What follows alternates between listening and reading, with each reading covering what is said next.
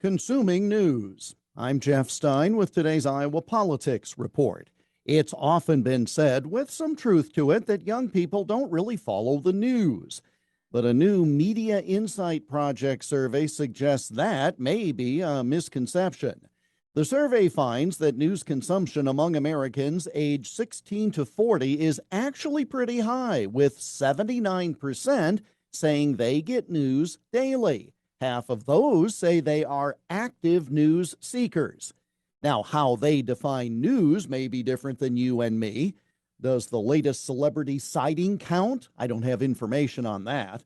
But perhaps in a sign of our gloomy times, only a third of young people say they find the news enjoyable or entertaining. That number was more than half in 2015, only 7 years ago. Back then, 53% of the millennials surveyed said they liked to talk with friends and family about the news. 53%. Now that number is only 37%. The young people overwhelmingly seem to get their news from social media. 91% say they get news from the socials at least once a week.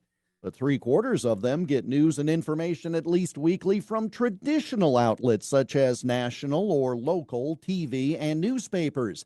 That does include their websites. Facebook, however, is yesterday's news, according to the survey. 57% of those in the survey 7 years ago found Facebook to be a necessary news source.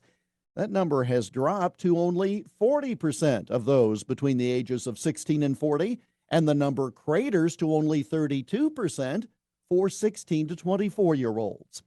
So maybe there is hope after all.